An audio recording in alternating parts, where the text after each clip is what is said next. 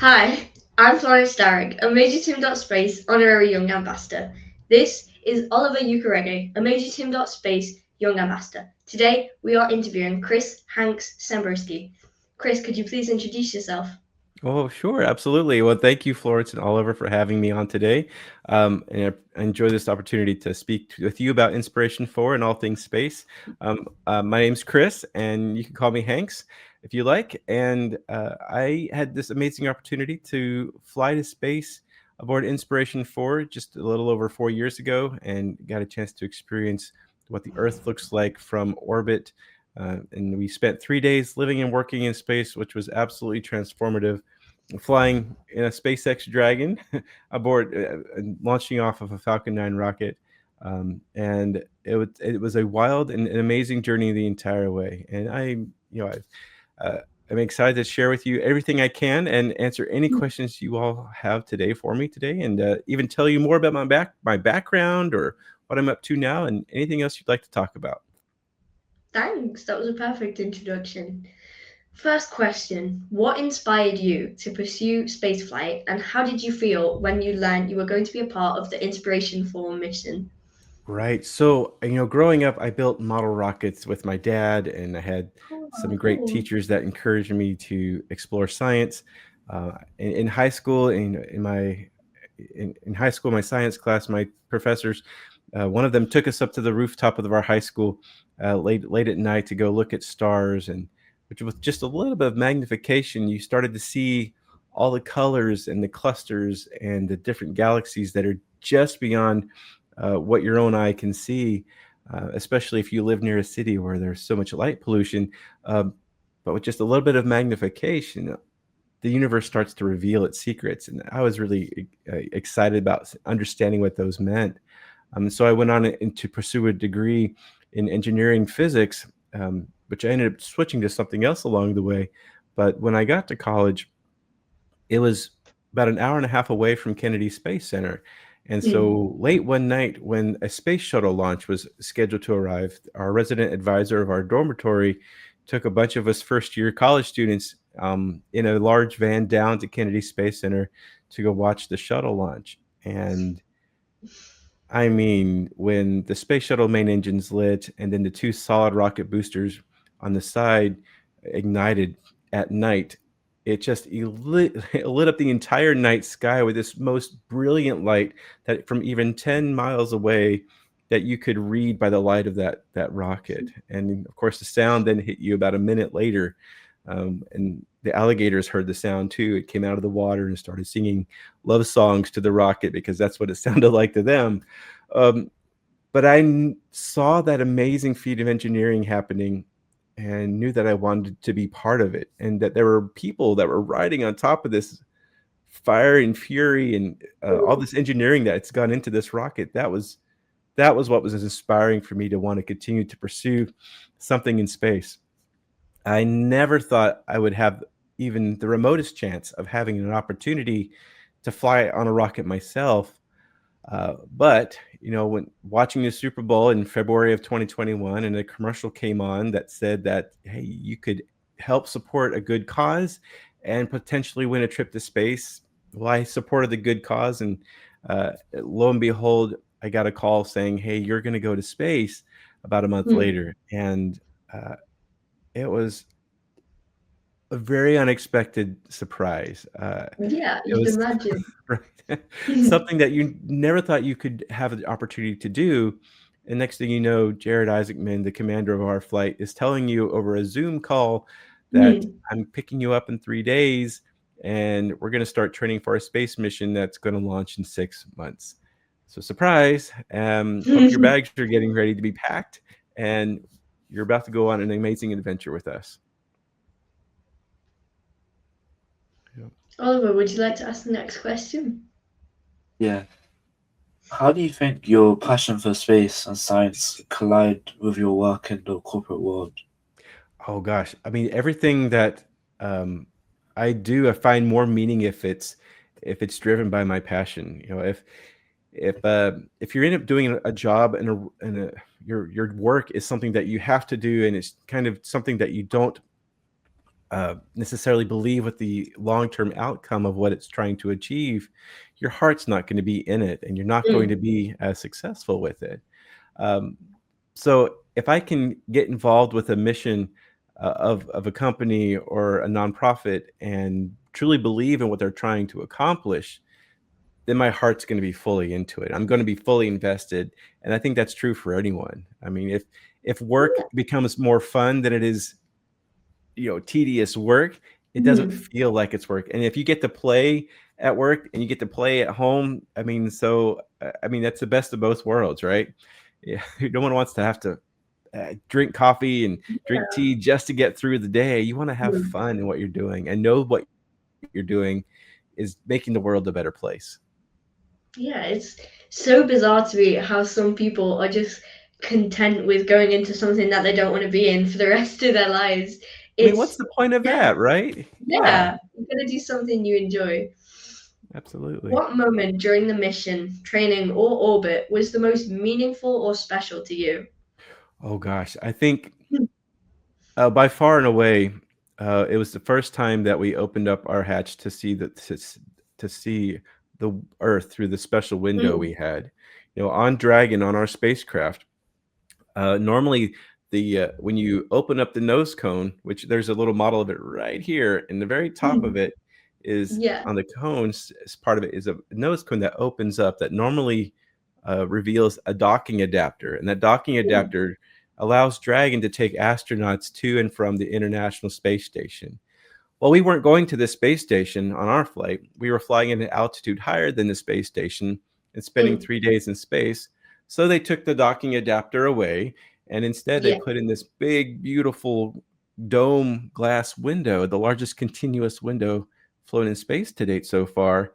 And the first time that we opened the hatch to reveal this window, the amount of light that was reflected off the Earth that then flooded into our spacecraft was just a moment of awe. We mm, had so many tasks to accomplish while this is happening, and at yeah, this moment, when we see the Earth in its beautiful, bright blue and white colors and the reds and greens of the land, we all just stopped working and just stared to take in that moment of just pure, just beauty of seeing the Earth mm. that way. Yeah.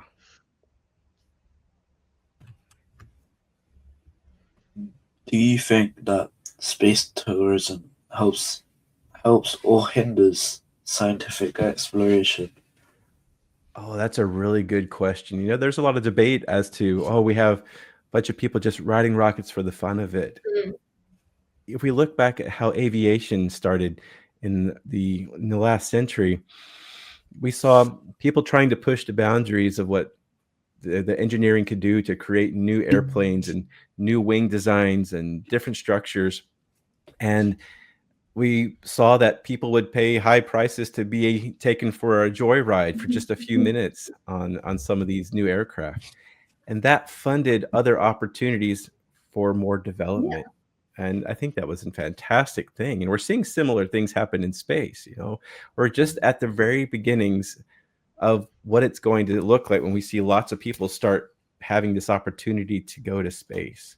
And so it's a very similar comparison. The industry's just starting. We're finding more ways of using space. And now that we're finding that we can reduce the cost of getting to space, um, it's allowing more ideas to become reality. And I think that the space tourism is helping push the science farther along, because mm, not only is it providing funding for development of these transportation vehicles, but it's also you know um, bringing more diverse people to space. We're not just sending the best of the best top physical specimens of humans into these extreme environments. We're thinking about new problems, old problems in new ways of how to support a wide variety of people with lots of different abilities, conditions, physical limitations, and solving problems to think of how we're going to support them to make them be successful yeah, in this extreme environment of space. And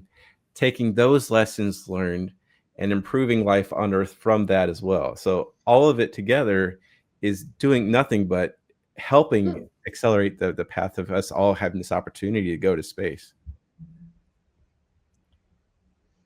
And also, do you feel that space tourism could have an impact on finding out extraterrestrial life? Oh my goodness. Well, what do you think, Oliver? Do you think there are aliens out there? I mean, I don't know. Don't know. There's I'm a, not sure either. I mean, I think when I think about it, I think you start doing the statistics and the math of Mm, it all. I yeah. do think there are other forms of life somewhere out in the universe. I think it's going to be really challenging to be able to find intelligent life Mm, existing and communicating with us at the same time that we exist.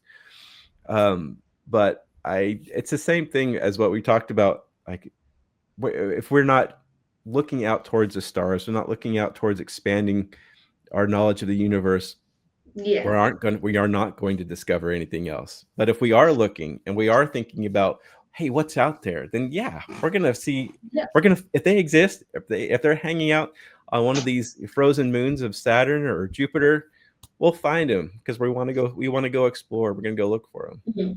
Yeah. Did you face any challenges on your journey? And if so, what did you learn from them? Oh, so many challenges. I Mm, mean, I didn't train to be a government astronaut. No, it's not my professional career. But along the way, I learned a lot of things about myself. I yeah. learned that I do get motion sick. And also learned that it doesn't necessarily mean you're going to get sick in space. The two actually don't correlate with each other. Yeah.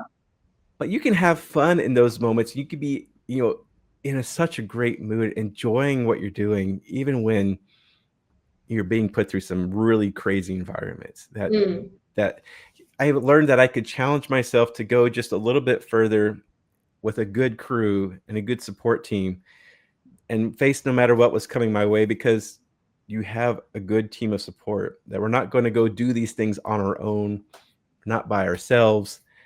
We're doing these things together as a good crew, right? And if you've got a yeah. good crew with you and you're willing to put your all into it, man, there's nothing you can't do. Mm. what's your take on the growing interest in space tourism and exploration? So what's my take on, and say that one more time? Space tourism and exploration. So what do I think about space tourism and exploration? Just in general, I think it's important. It's going to allow us to,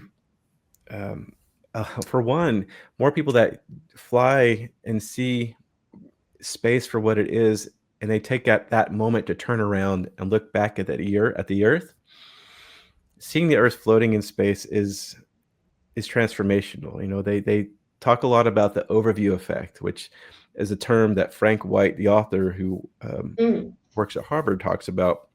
And this overview effect is this, internal shift. This transformational yeah. discovery of what it feels like when you open yourself up to seeing the Earth this way. And when you look back at Earth, just kind of like our background is today, and you see it floating in space as this fragile bubble that just so happens to contain anyone and everyone and everything you've ever known and Yeah.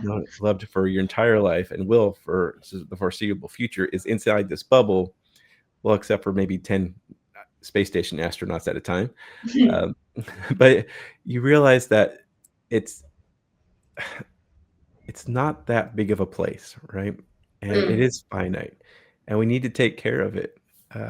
That there's a lot of, as Yuri Gagarin was kind of quoted as saying, it's such the Earth is too small for conflict, but just big enough for cooperation. And he probably said it mm. slightly different, more eloquent terms, but it's something that we need to take care of and realize that, no, we're on what we think is a planet, or it's our home, but really we are on a spaceship, and should all be working together as crew. And all those problems that we fight over constantly, and we see conflict started, they become very insignificant. And those real those real things that we need to be concerned about are those connections between each other. The most important things that I've learned we should be fighting for are just getting along with one another and connecting with each other, just like we're doing right here, getting to meet, you, Florence, and you, Oliver, and just talking and realizing that us being together here is the most important thing out of all of it. And that space tourism allows people that opportunity to see things from that perspective. Mm. What do you think civilian space missions like Inspiration 4 will mean to the future of space access? Right. On our mission, we knew that we had to be the first because no one else had done it that way before, but we didn't want to be the last, right? So we did it Yeah. with a mission and a purpose, and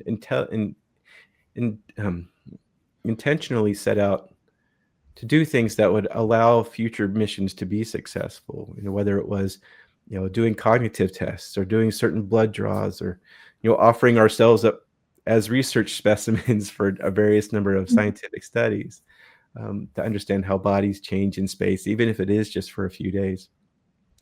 I think that in missions like Inspiration 4, they do more than just send people to space and allow people to conduct, civilian-based research, but it gives other people this opportunity to see that happen and inspire others to realize that, oh my goodness, we have an opportunity to do something amazing. I want to go do something like that. Similar how I saw that space shuttle launch at night, where I wanted to be part of space. Mm. Seeing others watch the Inspiration 4 mission and other civilian missions breaks down those mental barriers of, oh, well, that's something that's set aside for all those, highly intelligent and perfectly built athletes. No, space is for everyone, and you can see yourself in those seats with us, right? At least I hope you can. Like, that was my thought as I was launching, is that I hope I can do everyone justice by me being here and bring everyone along with me and share the story with them so that they can feel like they're in my seat with me, whether it's now or after the flight, through telling stories or sharing pictures.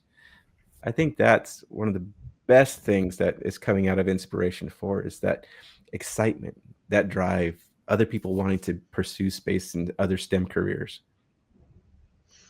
So you did touch on the overview effect, did you call it, where it's like you're looking down on Earth and you get this feeling about, like, what you were talking about earlier. Did you experience that, and when did you feel it? Like, was it immediate, like as soon as you saw it, it was like, whoa, or was it like a couple of days, weeks after? Right. I mean, everything's so new when you fly to space, and every time we came around the Earth, something else was surprising and beautiful. And so, yeah, that moment we opened up the cupola and we saw that the light just flood in was one moment Yeah. of just, oh my gosh, that's amazing. And I went to space knowing that I wouldn't see lines on a map, and I wouldn't see some of those artificial separations that we see drawn on maps so many times. But it did take a while to realize and to put into words that feeling that I was feeling. What did it mean to see the Earth that way? What is this?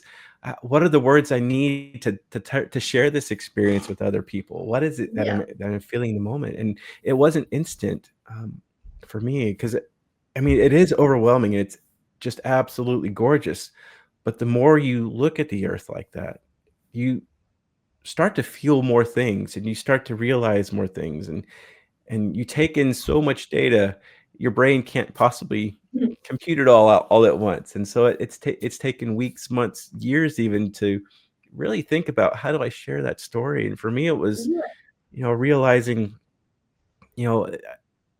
these things that I'm seeing from orbit, seeing the snow-capped Andes Mountains, on the coast of Chile, and are seeing in Argentina, and then seeing the red interior of Australia next to the blue waters around the Great Barrier Reef. I want to go visit them in person to experience them Yeah. directly, right? It was a great introduction to what our world contains and what our world Mm. is. But now I want to go and be amongst all these things I saw. It's like I felt more connected to them, even though I felt physically separated from all of them. Mm. Okay, this is a little bit of a longer question. Sure. Donald Trump has recently nominated your fellow Inspiration 4 crewmate, Jared Isaacman, to become NASA's administrator 5 months after withdrawing his first nomination. Do you know why the nomination was originally withdrawn? And in your opinion, do you feel that Jared would be the best candidate to lead the US in their return to the moon? Sure. Well, Jared's never wavered in what he would love to see the use of space Mm. be like for everyone, and I think he's going to do an excellent job as the administrator. He has a unique outside perspective. He has a vision for the future of what space needs to be for all of us, and he wants to see, you know, people get more access to space and do more science, and it's going to help us answer those questions like, are there aliens out there, right? And him getting his name withdrawn in the past, uh, you never being in politics is completely different from any other field of work, and so you can't always Yeah. understand the inner workings behind the scenes as to why one name gets withdrawn or why one name gets put forward. But through it all, I would say that Jared's been consistent.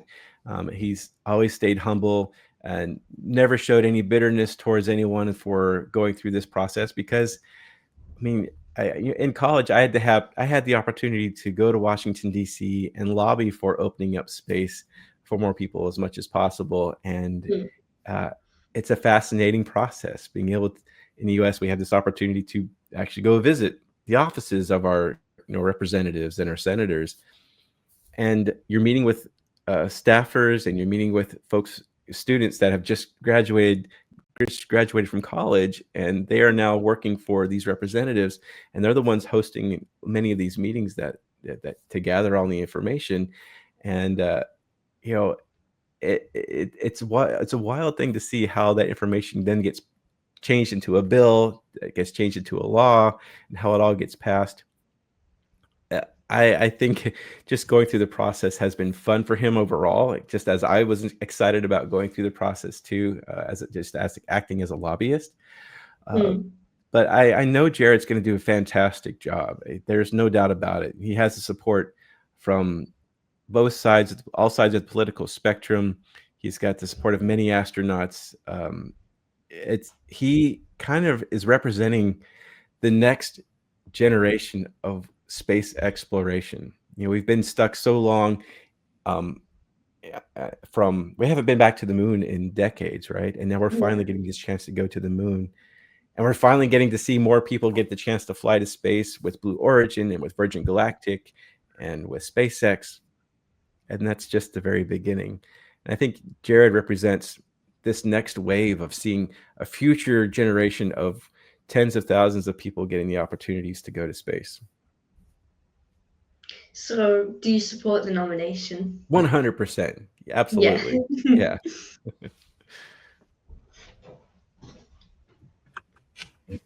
What are your hopes for the future of space exploration? Oh gosh, for the future of space exploration, well, one, I do hope more people get the chance to go to space. On a whole another level where we do see tens of thousands of people in my lifetime starting to get to experience space.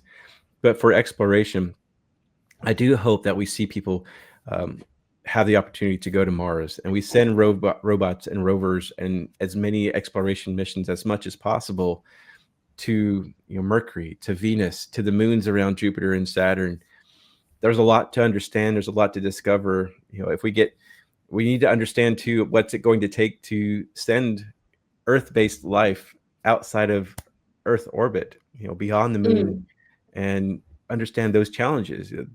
Space does not like to support life on its own, so we have to figure out how to survive the radiation, the isolation, and the remote nature of what it takes to go to not just to Mars, but some people would love to be able to go to Europa or Titan and Earth-sized moons to Mm. explore what's there. I think that would be fantastic, and I think if we keep Yeah. looking out and keep asking those questions, then we're just going to keep learning and growing as a species.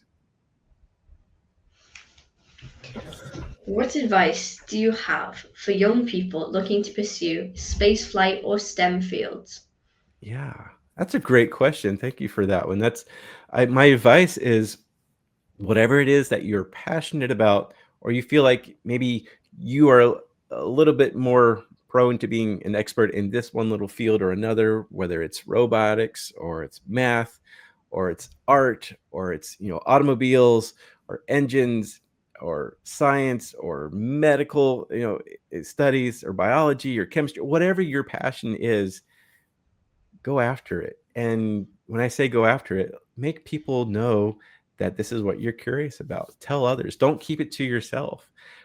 If you just keep it to yourself, no one's going to know that you want to do this. And Mm, but if on the conversely, if you tell them, hey, I love all things that have to do with aviation. I love seeing airplanes fly, and I love figuring them out. Then when someone's thinking about an aviation project or aerospace program, that they're starting, they're like, "Oh, who am I gonna get to join me in this? Who's gonna be passionate about working on this project to take it to the next level?" Oh, mm, it's gonna be Oliver, or or maybe it's gonna be Florence. That's gonna be the person I want. It's more about getting the support you want to get you to where you need to go. We don't go to yeah. space on our own. We go to space being supported by thousands of people in mission control, the technicians, and everybody down to the person who's taking out the trash. They are all critical in terms of making space happen for everyone. So if you want to get into any of these careers, go after it and tell people about it. Yeah, that's perfect. That's all the questions that we've got planned for you, but thank you so, so much for joining us on the interview and taking time out your day. Oh, it's been great. Thank you both for having me. And I hope you both have a lot of luck and success in your future careers as well. So Thanks. be sure to tell people what you're interested in. I'm excited to see you both out there sometime. Thank you. Thank Awesome. you.